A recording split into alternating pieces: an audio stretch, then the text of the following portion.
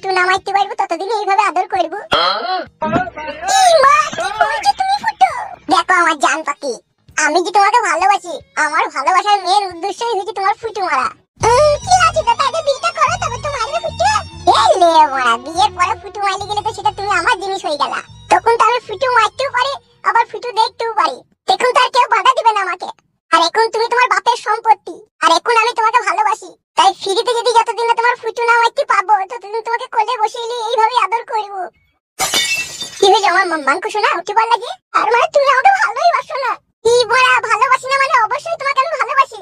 এই দেখো এই যে তোমার এখানে একটা সরু পারানি পুটকি পারানি ফুটু নাই গো, ওই তোমার ওই ফুটুটা লেগেই তো আমি এই ফুটু পাগল।